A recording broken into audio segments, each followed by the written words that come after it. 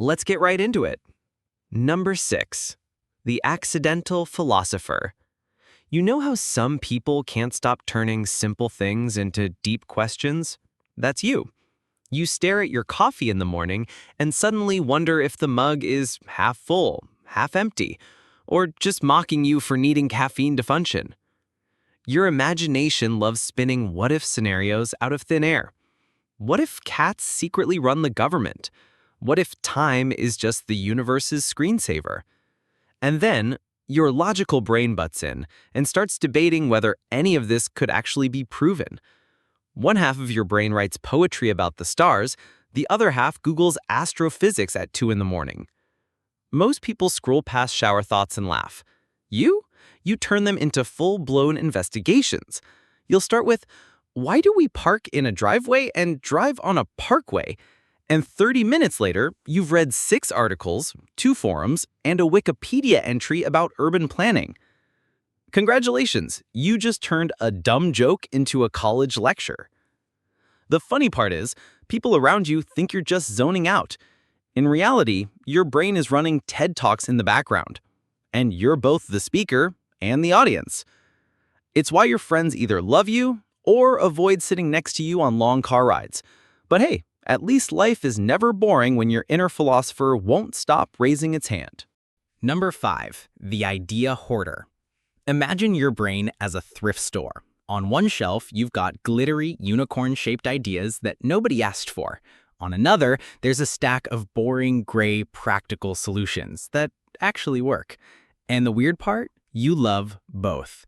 You'll sketch out a spaceship powered by bubblegum and immediately start Googling the physics of sugar combustion. That's the giveaway. You don't just daydream, you fact-check your own nonsense. Most people either live in Cloud Castle land, where everything is pure imagination and no one cares if it's realistic, or they set up camp in spreadsheet hell, where everything has to make sense and follow the rules. But you're building a glittery slide between the two. Scientists call this cognitive flexibility, but let's be real, it's more like having ADHD that went to grad school. And here's the kicker. You're equally entertained by brainstorming 10 wacky solutions and then brutally executing 9 of them with logic's guillotine. It's almost cruel, like your imagination throws a party and your inner logician shows up at midnight to call the cops. Congratulations, you're the landlord of your own mental duplex. Basically, you're both the artist and the insurance adjuster. Number 4. The professional contradictor. Here's how it goes. Someone suggests one way to solve a problem, and your brain immediately jumps to, okay, but what about the exact opposite? Not because you're difficult, though yes, you are, but because your brain can't help but juggle possibilities like a caffeinated circus clown. Creative you says, let's build a bridge out of recycled Lego bricks. Logical you interrupts, cool, but what's the weight capacity? And what about rain and lawsuits? You're basically your own worst enemy and best consultant, locked in a 24/7 debate club. This constant push and pull is actually a huge sign of integrated thinking. Most people settle for good enough, but your brain, it insists on running simulations like some overworked, unpaid intern. You can argue passionately for one idea, then dismantle it 10 seconds later with the precision of a lawyer on Red Bull. The funny part is, outsiders find this confusing. They think you're indecisive. In reality, you're just beta testing reality in your head before anyone else gets hurt. You don't flip-flop. You field test. And if anyone complains, just tell them, sorry, my imagination and logic are in a custody battle, and I'm the kit. Number 3. The multipath problem solver. Most people look at a problem like it's a locked door. One key, one solution. One chance not to embarrass yourself. But you walk up to that door like a full-blown heist planner. Option A, pick the lock. Option B, kick it down. Option C, invent a new door. Option D, wait, why not just climb through the window? Your creativity throws out possibilities like confetti at a wedding, and your logic quietly sweeps up the ones that won't work. What you're left with is not just a solution, but an entire buffet of them.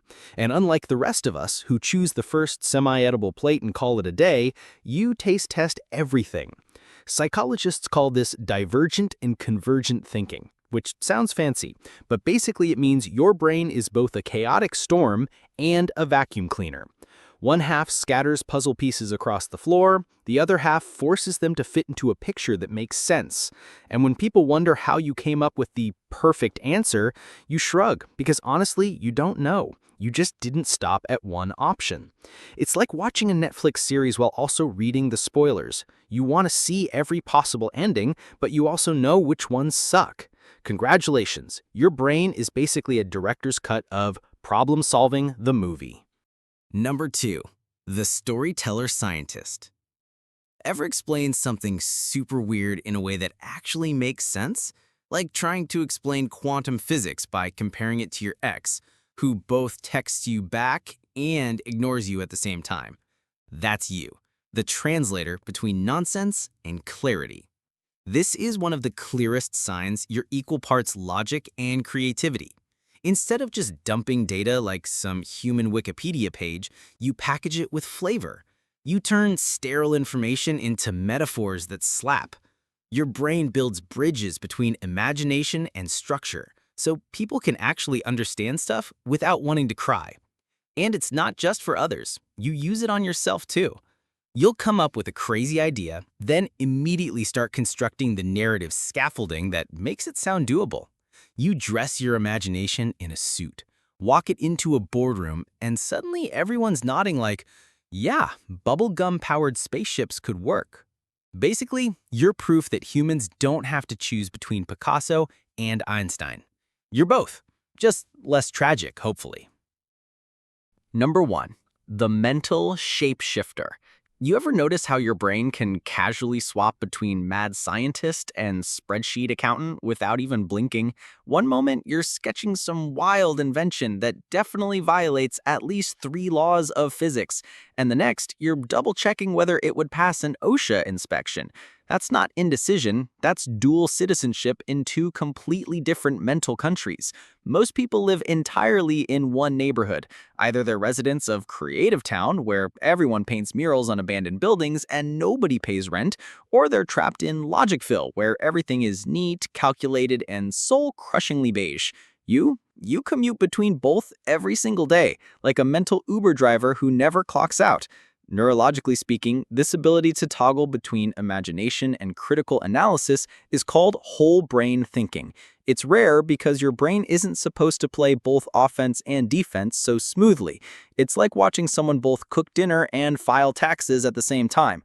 Awkward, impressive, and maybe a little concerning. The beauty of this mental shape-shifting is that you don't get stuck. Creative people alone can get lost in their own tornado of ideas, while purely logical folks freeze if the math doesn't add up. But you're adaptable. You ride the chaos, then rein it in. You jump between possibility and practicality like it's a game of hopscotch. Honestly, if your brain were an app, it'd have 5 stars on both the App Store and Google Play.